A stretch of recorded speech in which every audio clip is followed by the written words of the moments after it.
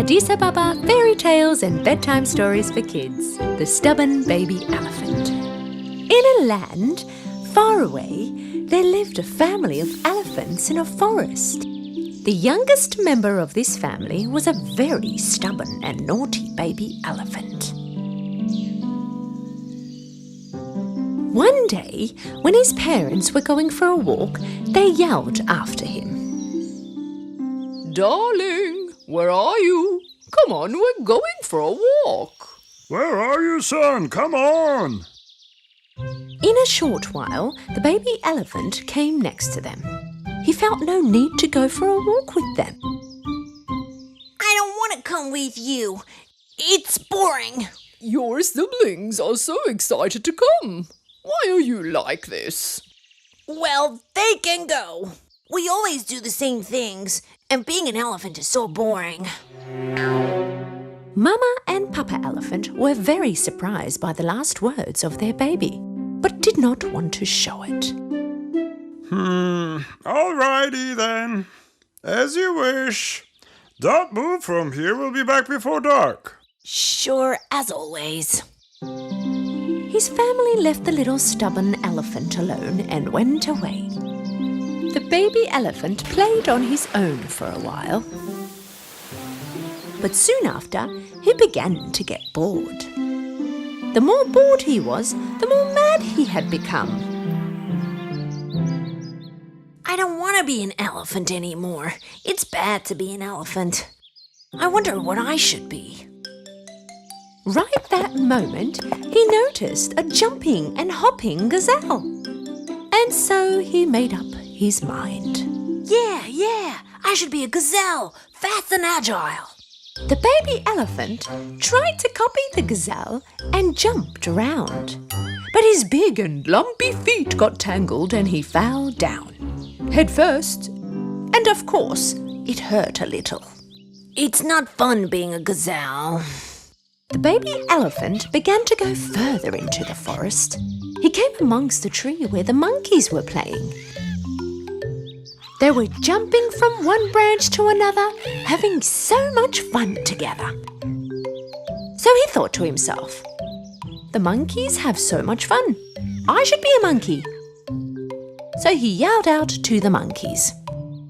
Hey, monkeys! Look at me! I'm also a monkey! Play with me too! The monkeys stopped for a little while and looked at the baby elephant.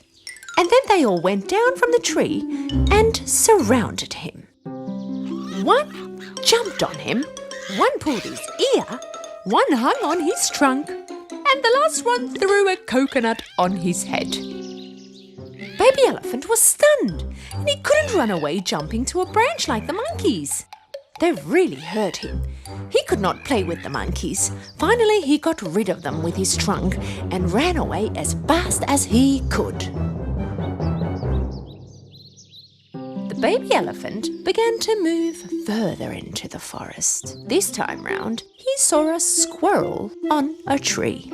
The squirrel plucked a chestnut from the branch and went back into his burrow. What a cute animal! Because he's small, he can get in and out of everywhere. Yes, I should be a squirrel. The baby elephant tried to climb up the tree and of course failed. So he poked his trunk into the burrow. The poor little squirrel was so frightened that it jumped out as fast as it could. The baby elephant tried to put his head into the burrow this time, but his head got stuck. It was very hard for him to take it out. I'm just not fit to be a squirrel. The trees are too small. The baby elephant was now too far from home. A little further, he came across a beautiful parrot. The parrot was flying from one tree to another. The baby elephant enjoyed watching this. He came closer. I want to be a parrot too. Can you teach me to fly? Of course I can.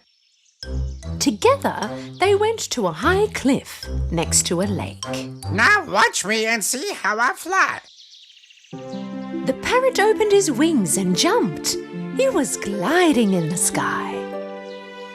The baby elephant copied him and went down the cliff.